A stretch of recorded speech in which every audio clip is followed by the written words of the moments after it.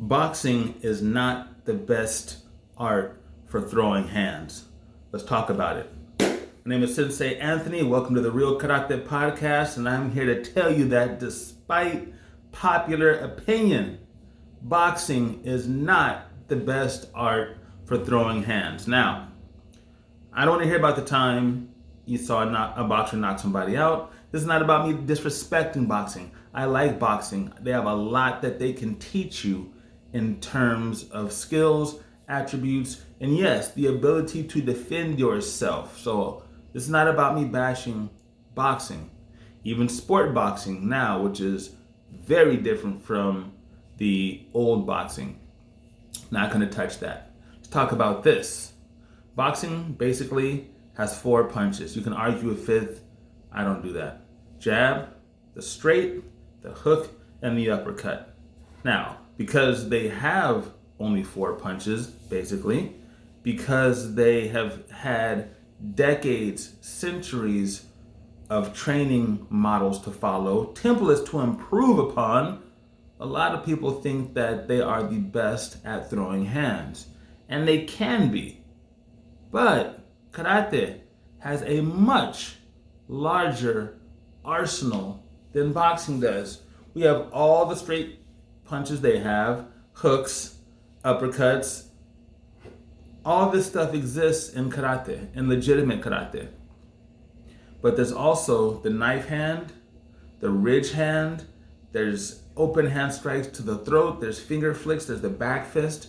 We have a larger, more extensive arsenal than your standard sport boxer. Now, if you say after 6 months of training, who do you think can throw hands better? A straight up boxer or a karateka? My next question would be, well, what are you training for? For sport, probably the boxer. In self-defense, my money's on the karateka. Real karate, not strip mall, 9-year-old black belt.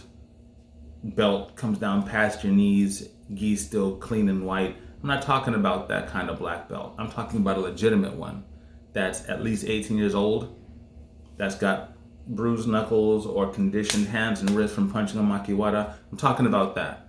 So, in a real self-defense situation, I would put my preference toward a karateka's skill sets. Now check this out. A lot of arts like Kyokushin, any offshoot of Kyokushin, Muay Thai, they have used boxing heavily recently because the training models exist on how to develop hand striking skills quickly. Respect it. Nothing but respect. But remember, my belief is always that trading punches with somebody larger than you is not the best plan. Someone heavier than you, it's not the best plan. You may have to do that. But rather than have a karateka punch someone who weighs 60 pounds more than they do, I'd rather them finger flick to the eyes. I'd rather them tiger's mouth to the throat. I'd rather them shoot though to the ear. I'd rather them palm strike to the temple. Yes, palm strikes, okay? I'm talking about the fact that real karate, just with the hands, not to mention elbows, knees, headbutts, throws, foot sweeps, you have a lot of ways to harm a person. But strictly with the hands, hand for hand technique, karate has a lot more to offer. And when I see people who compete in boxing, kickboxing, Muay Thai, modified Muay Thai rules like Glory or whatever the case may be, with gloves on, boxing becomes the default technique system. And I understand why. Because with your fist closed, you can't do this, you can't do this, you can't do this, you can't do this, you can't do this, right?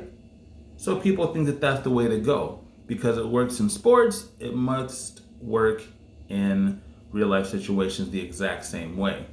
I'm not saying it doesn't work. I've seen plenty of people get starched by a good boxing style strike. Again, this is not to disrespect boxing. But what I'm saying is, if you put the level of emphasis in your karate strikes that you do into trying to learn a boxing system or a boxing style, I think you'll get much better results, okay? Because not only is it more varied, not only is it more diverse, people are not quite familiar with the range of karate strikes. A back fist has a very different range than a jab, to the point where it's even called the long fist in some systems, okay? The ridge hand is like throwing a really long hook that you can't determine the angle of. A knife hand, a shuto, a karate chop, you better not call it a karate chop, a shuto has a very different angle of application. I just saw a video yesterday where a karateka stepped in and attacked and encountered. The person stepped back and knife handed them right under the butt of the jaw and knocked them out cold. If you are unfamiliar with these strikes, then you're also unfamiliar with how to block them. A palm strike going straight, a hooking palm, all of these things, a circular palm, all of these things are very different in terms of range and also in terms of defense. If you've never seen them, they're really hard to defend. If you're talking about sports with your hands closed into, perpetual fists, then it really limits your arsenal. It forces you to get good at what you have, but it's very limiting. A finger flick to the eyes, that may be all you need to stop a person, because getting hit in the eyes hurts. It's illegal in systems because of the damage it can do, right?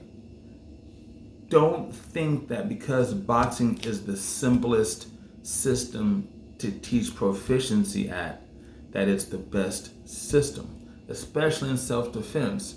Like I've mentioned, I don't believe that sport fighting techniques are going to save you when you are drastically outsized by your opponent. But I know that a thumb in the eye will. I know that a palm strike in the ear will. And you're not even damaging your hands in the same way that you're risking with traditional boxing stuff.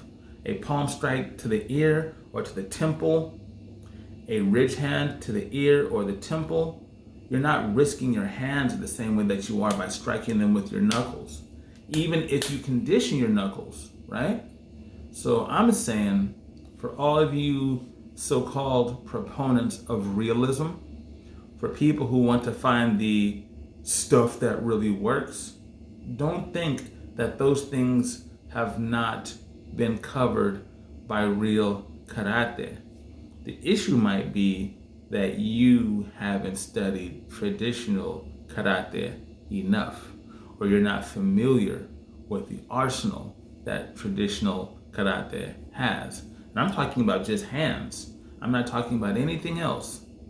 Don't throw away the things that make karate amazing for something simpler just because it's faster to learn. And also, it's also easier to defend. Let that sink in.